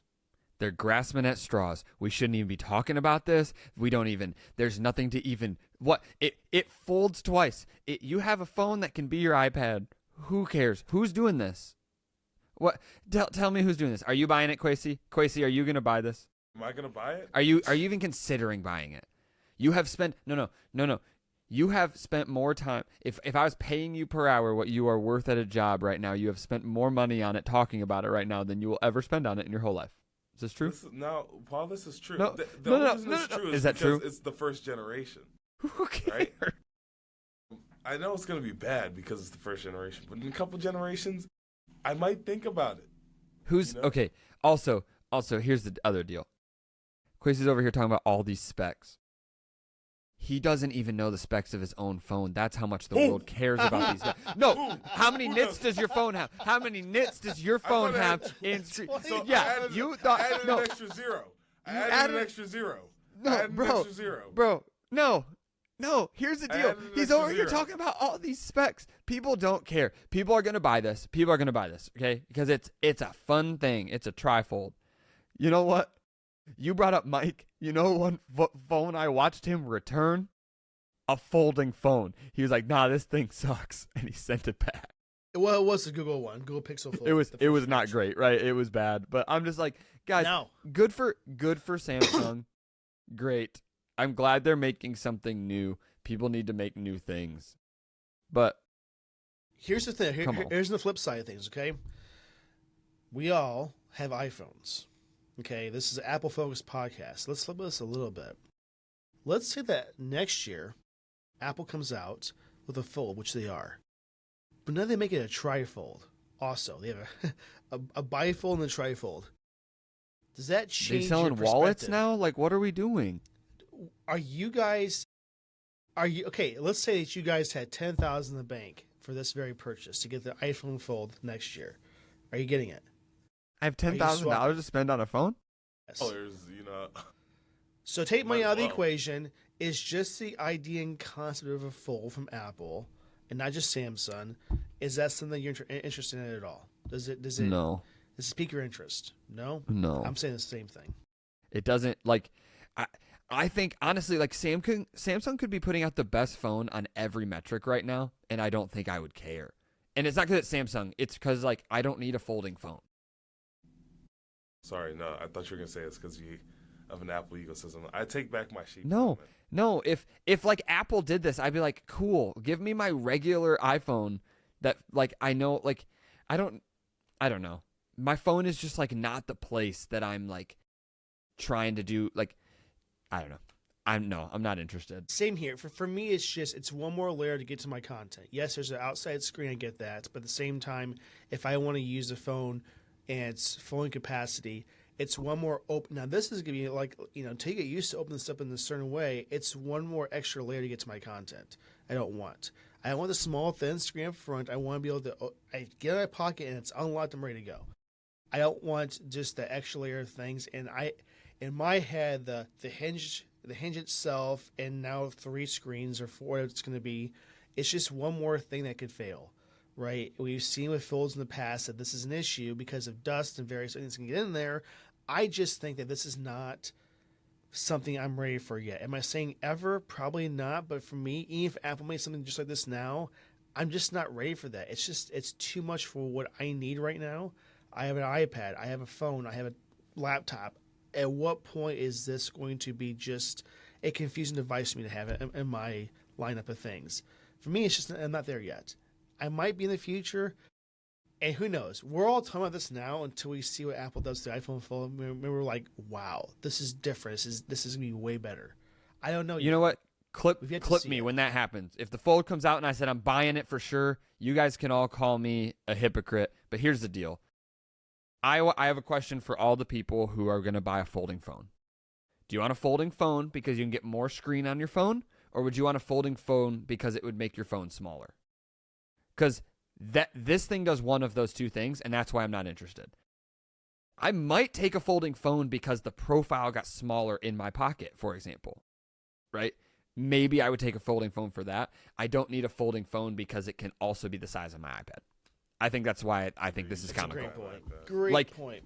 I think that's why it's comical to me. That's why I laugh, because I'm like, I don't need my phone to compete with my iPad, right? I think that's why the iPad mini is a funny gray area in the middle, because it's not quite big enough to be its own, but it's not also, it's a funny little thing. Oh. I love an iPad mini. I'm not bashing an iPad mini. That kind Relax. Relax. That's a little attack. Relax, my friend. Relax. Like, I think the iPad mini has a place. Like, people buy them. They like them. But I'm like, I just don't need my phone to also be my tablet, is my point. But I agree. Phones are getting big, and so I don't know. My phone takes up less space in my pocket. Maybe that's something I'm interested in. I don't know. I'd have to see it. Well, speaking of things that Chase likes, let's go to Product of the Week. Speaking of things that Chase likes, that's so funny. All right, I'm up first, huh? Yes, let's do All it. right. Go ahead, Chase. I'm gonna give you a little bit of backstory. It's gonna take 4 seconds. I've been shopping for some new speakers in my home. Right, I have been a soundbar guy, not because it's the best, but because it's the easiest. Right now, I'm a high audio kind of. I love myself some good tunes. Sorry, I want stuff to sound good. I want stuff to be good. I found a great deal on these, and I bought myself a whole slew of things on Marketplace. And the best piece on the whole thing are a couple of Klipsch bookshelf speakers, right? They are the R51M bookshelf speaker. I have a pair of them as the left-right in my system. And Kwesi's going to pull up right now so you can see them too. Yeah. Here's what I like about them. You can go read all of your reviews, and they will say, nah, you should go up one more line, right? You should have the nicer ones. Yeah, there's always nicer speakers, right? Dude, these things kick, and they do a great job. You need a pair of bookshelf speakers. I recommend them. And what? They're $250 for a pair. Go try it for the pair. That's nice. And honestly, if you go down here and you buy like the renewed version, I think you get under $200. It's 340 watts is nice for these speakers too, dude. And they just they sound crisp, right? And especially if you're gonna like pair them with a subwoofer. I'm not saying it's needed. I'm saying if you were gonna pair them with something like that, they do the job entirely. And I mean, my living room sounds great. I have a large apartment living room, and what I mean is it's not a large living room, but it's pretty big for just a standard apartment. And I think they're great, and they sound awesome, and I think they sound really clean, and that's how I would word them. And for your price, they're clean. They're a clean experience, and I think for the price, like, what is there to complain about? So that's my product of the week. Nice. Okay, Kwesi. Well, let me pivot and go to mine. Chase's speakers are obviously going to blow my little headphones out the water, but here's the thing. For just a fraction of the price of what Chase's cost, you can get these GT Gtheos or Gtheos 2.4 gigahertz wireless gaming headsets for less than a quarter of the price, right? And you might be like, Kwesi, why are you recommending this week? Well, I recently got a PS5, and it was really bad when I realized that PS5 does not support any Bluetooth wireless audio, right? And I was like, wow. Oh, well, sorry, they do support Bluetooth. They just don't support Bluetooth audio devices, is what it said to me. Right? And I was like, oh, well, I don't have a gaming headset then, right? So I started looking, right? And I was like, I need a gaming headset. So this is what I will be purchasing later on this week. Last week I bought a speaker. I was very happy with my purchase. Like I said, I'll let you guys know this week. But let's hope I'm happy with my purchase this week. I'll let you guys know next week whether or not these are great. Apparently it has 3 modes. It has a 2.4 gigahertz mode, a Bluetooth mode, and a wired mode. And as everyone knows, if you're playing an online game, you want everything wired to get as much latency removed as possible. So that's what we're going to be using here. And that's my product of the week. Okay. Now, I'll talk about mine, and I actually have mine with me right now. The Arkfeld Ultra by OLIGHT. Now, this is a brand that before I started working where I'm working now, I did not know about this at all. My boss told me about that, and I got hooked with OLIGHT. And I had for a very long time with OLIGHT a brand deal with them with my TikTok, personal one. I'm trying to get on the podcast. I'm working very hard to do that. But anyway, the Arkfeld Ultra, which seems expensive, I get that. It's a $100 flashlight, right? $120 in this case. But let me tell you that not many flashlights have a laser pointer. I can kind of do this. UV light for seeing things you can't see normally. And then a 1400 lume flashlight that goes in 3 different modes. It's very nice, and this is the first thing I got from OLIGHT that is just great and practical. And it's thin, lifetime warranty, and I think it's just fantastic. So that's my product of the week. Is OLIGHT Arkfeld Ultra. Okay, let's move to app of the week. We'll start with Chase this week. All right. My app of the week is a little app called Monarch. It is a budget tracking app. I use this personally all the time to keep track of my finances. You will not find me being a guy that's like pinching pennies, but one of the features that they have come out with that I appreciate is when you build your budget, you can have a bucket that is fixed and a budget that is flexible. So things like rent, that's a fixed expense. You're paying that every month, right? But over in your flexible, right, it allows you to go, I didn't eat out as much this week, but I overdid it on the shopping, but my entire flexible budget within that big bucket is still under budget, and therefore I'm still good. And I think that's a little creative way to kind of be like, oh, like it's allowing these buckets to kind of feed into each other this month, which is an actual more realistic way for the way we spend money, right? I didn't buy that coffee so that I could go, be closer to buying that game or whatever. And so it kind of allows you to do those things. I think it's a really clean way. I've been using it for a while. If you need a way to keep track of your money, I think it's a great option for you. Okay. I'll go with mine next, then we'll win with Kwesi. So mine is Kingdom Rush Tower Defense. So it's a game that it came out a while ago. Words. And let me think when this came out. It came out, I think, 2 or 3 years ago. And it's fantastic. It's one of those tower defense games that I fell in love with. It's a unique concept. And I've been playing for a long time. And you can have your hero that helps you in your battles and your towers to make you think critically to complete it. And it's not one of those easy ones. It gets very complicated very quickly. So you have different ways that you can beat the levels, and with strategy and hope, you can try to do that. So this is a game that I love. This game, it's fantastic. So it's Tower Defense TD, and I think this game is on Apple Arcade for free if you have Apple Arcade. So it's really nice. That's my app of the week. Okay. So if it could be, my app of the week would be Spider-Man. but unfortunately, that's just not going to work. But I do want to put it out there. Oh, so my app of the week this week is the PlayStation app, right? And I really love this app because, like, when I first got my PlayStation, I already had the app. You know, you just scan the QR code, you're signed in, right? Makes it really easy, just like Xbox, right? And then, you know, just like Xbox app, you can download your apps onto the console while you're away from home, right? I did that. But another thing I really like is in the app, it'll tell you how much time you've spent on a game, right? It's a little scary. I don't want to know that. I've had my PS5 since last Friday. It is currently Tuesday, so that's, 4 days? Ladies and gentlemen, I've spent, hold on, let me make sure everybody can see this. I've spent 20 hours playing Spider-Man. That is like a fourth of that's a whole day! I've spent entirely too much time on this game. Last night, I was up till 2 a.m. I beat the game, right? And then I was up at 4 a.m. for this podcast. So, Is that the first one? yeah, the first You're in the... And, Man, you got so much time left. Unfortunately for me, I started Miles Morales last night, and then Yes, I sir. played it for less than an hour, and I was like, ooh, this cutscene's getting kind of long. I should probably go to sleep. So Worked out in your favor. But they're great games. They are.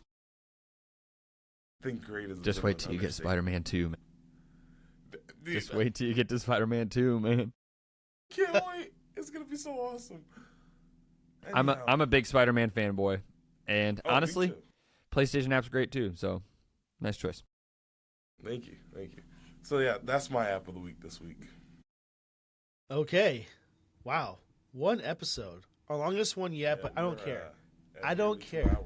If people get upset with this being long, that's whatever. You can listen to it at your own leisure. What I'll say is like and subscribe for sure, because we want to get some more views and some more just discussions with people. We want to thank Chase for taking time out of his morning, practically his whole entire morning, to be here with us today. And yeah, for sure. Thanks for everything that you guys do. Appreciate all the support for sure. And we'll see you next week. Yeah. And, you know, I just want to give special thanks to Chase again because, you know, you were a highly requested guest to come Not back. just saying that. So we had, Look at the like, comments. Genuinely, I'll send you some comments that say it. But, you know, thank you so much for putting up with us for the last 2 hours. I'm just glad that you guys will let me come on here and just argue with you. It's so Because fun, though. that's It's what's so going fun. on, man. I have a great time. Let me be devil's advocate for an entire episode, and we're going to have a great time. All right. Well, guys, I completely forgot to tell you. Like my video right now. By the time you've seen this, I would have spent entirely too much time editing this video. And if you guys just don't care about me and you want me to, like, never feel so satisfied in life, go ahead and ignore me right now. Go ahead and don't subscribe. Go ahead and don't share the podcast with your friends. See if I care. I will. It'll hurt my feelings. I'll be back next week, though, for you guys to do it all again. Anyway, have a great week, guys. Okay, we'll see you. See you next week. Have a fantastic week. And maybe